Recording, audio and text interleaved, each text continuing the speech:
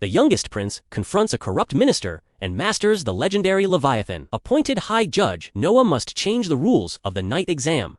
But when rebellion strikes, only his deadly strategy can save the day. The anime episode begins with Noah early in the morning as the maids prepare him for the day. At that moment, Evelyn arrives, informing him he has a visitor. Dead Marley, the governor-general of Holgai. The man is from Noah's fiefdom and wishes to see him. Noah asks Evelyn to let him in, saying he will join him shortly. We learn that members of the royal family are typically given fiefdoms to gain experience in state affairs, which is why the residents of the territory treat the prince like their sovereign. Dead Marley was born in Almeria, but now serves in Holgui. When Noah meets Dead, he welcomes him. This is the second time they have met. Dead had introduced himself about a year and a half ago when the emperor appointed him governor-general and tasked him with controlling the floods in Holgi. Kakug explains that things there are not going well. Kakug is a fertile, grain-producing region situated on a large river bend, but it is frequently subjected to flooding. When the emperor appointed Dead as governor, he hoped Dead could stabilize the area, but Dead has received no funding, and they cannot spend money they do not possess. Moreover, the Ministry of Internal Affairs is constantly auditing them. Noah then asks Dead to follow him to Maverick, the Minister of Finance. Noah questions Maverick about his actions, stating he learned from Dead that the dedicated funds for Holgui are being withheld. Maverick dismisses Noah, seeing him as a mere child who won't understand. Maverick explains that Holgui flooded again last year, which saddened the emperor, leading him to grant the region a full-year tax exemption. This, he claims, means there is a surplus of tax money that the Ministry of Finance believes they should use. Noah realizes Maverick is condescending to him. The flood caused the emperor to grant the tax exemption precisely because the residents had no Manuya-kind gesture. Yet the root of the problem, Maverick speaks as if they had a surplus. Maverick realizes Noah understands everything and tells him the truth. He cannot currently send the money because they are building a summer residence project for the emperor.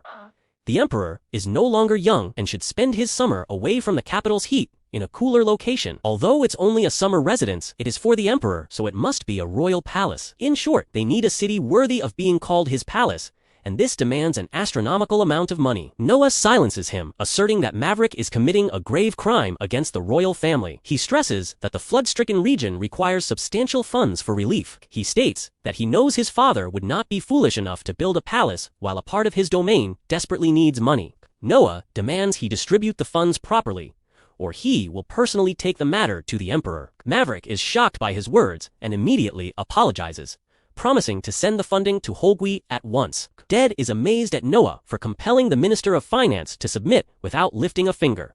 Dead thanks him for his help, acknowledging that Noah confronted the minister with linguistic skill, exposing his slips and contradictions. Dead says he will quickly return to manage the flood situation.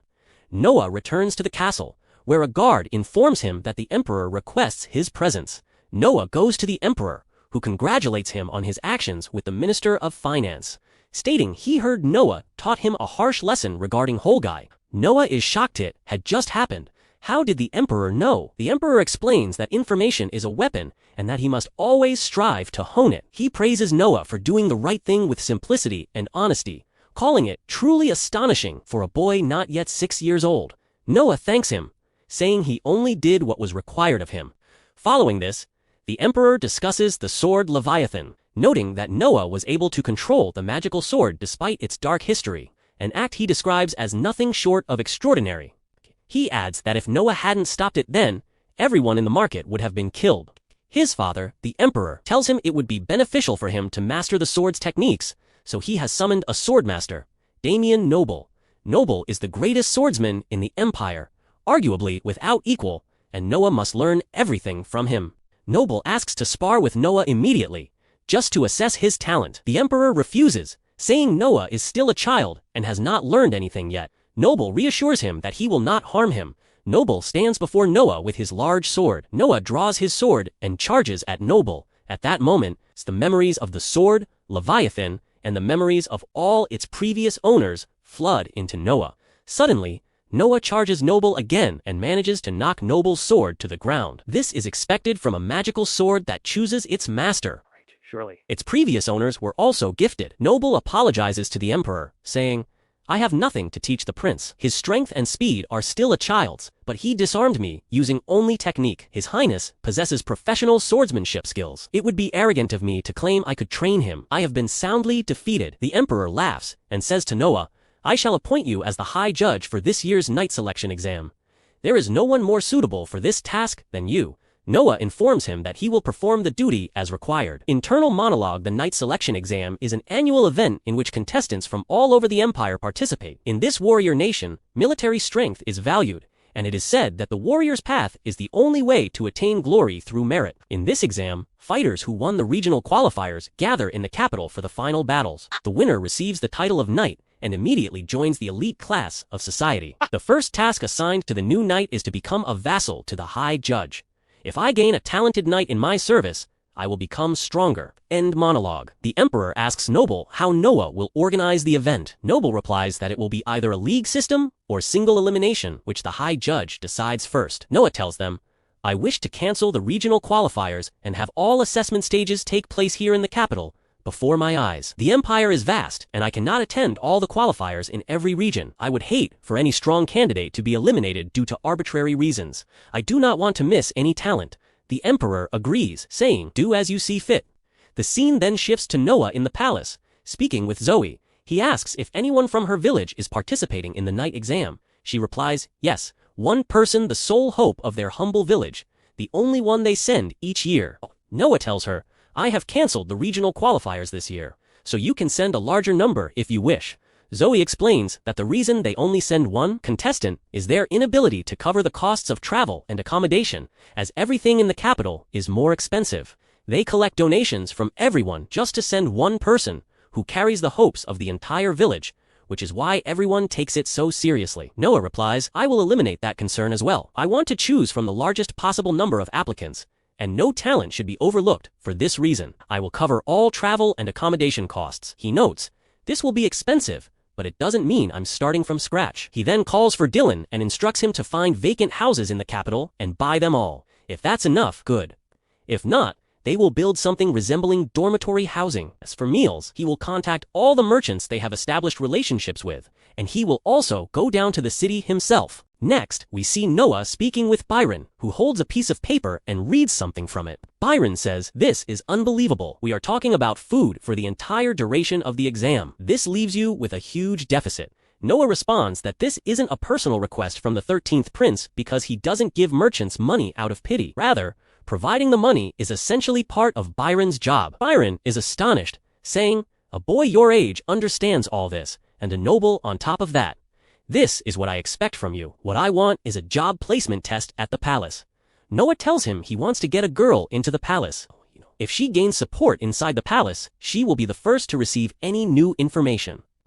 And if she is ordered to spend nights with the emperor as a consort, her gains will be countless. But if she is a girl I like, I will personally endorse her a girl I approve of. Byron thanks him, saying, I will choose one worthy of your stature. Your kindness and insight for a man like me elevate you above all others. I want to add the crest of the 13th prince to my shop sign. Noah tells him, you will dedicate yourself entirely to my service. But know that I do not forgive betrayal. Noah speaks to himself. Internal monologue. Accepting Byron as my vassal increased my stats. If I continue like this, I will become much stronger. End monologue. He then notices his stats have dropped. The SS rating for water is down. Did something happen in Almeria?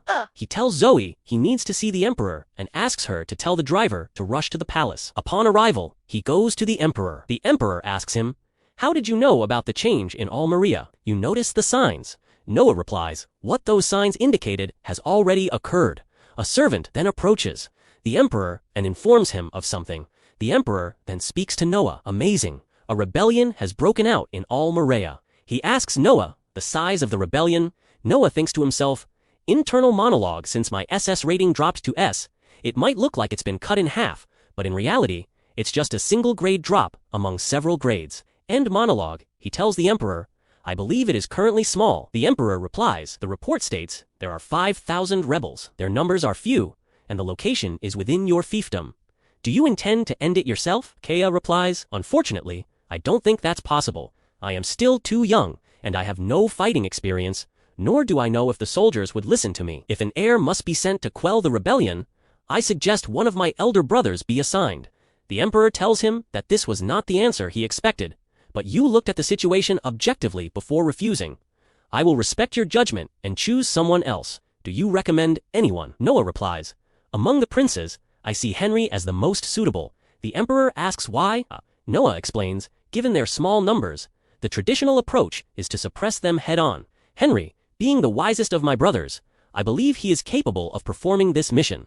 The emperor finds this an excellent choice and asks the servants to summon Henry. The scene shifts to Henry and Noah. Henry tells Noah that he threw away a great opportunity in this warrior empire. Achieving victory in battle today could benefit you later. Noah replies, I am not knowledgeable enough for such a sudden assignment, and even if I were, many soldiers would die needlessly. Henry tells him he is calm and composed as usual. The sword flashes, signaling that the Almeria rebels have arrived. Noah asks the driver to stop the carriage. Noah thinks to himself, internal monologue Leviathan is reacting to them. They are targeting me. I can't implicate my brother. End monologue. He gets out of the carriage. The Almeria rebels rush at him, using their power to attack, but they fail. Noah succeeds in defeating them. Henry then says, you have become stronger since I last saw you days ago. I heard the rebel army relies on cavalry knights, but it seems there are those like these among them too. If only we could have interrogated them. Noah tells him he hasn't killed them. I used the Leviathan's threat to render them unconscious. People like this might commit suicide. Henry confirms that they are all still breathing. Noah replies, I will leave their matter to you, but more importantly, did you mention cavalry knights? Almeria does not have sufficient tracts of land for war horses. The next morning, we see Byron asking Noah, did your highness summon me? Noah replies, yes, and asks him, you conduct your trade in the areas surrounding Almeria, correct? If you utter a single word of this, consider yourself a dead man. There is a rebellion in Almeria, and I've been told that cavalry knights are the center of their strength. Here is 10,000 rion. Buy all the horse feed in the fiefdom immediately. Byron asks, should I also buy regular rations if you are entrusting this to me? Noah says, no need for human food. War horses are not bred in Almeria, and according to my brother Henry, the rebels' horses were purchased elsewhere, and they cannot steal more than a limited amount from citizens. Byron understands, so, if we confiscate the soldiers' food rations, they will start looting. Clever. I will begin immediately. He takes the money and leaves. Noah says to himself, this will make things easier. This will make things so make things may cease.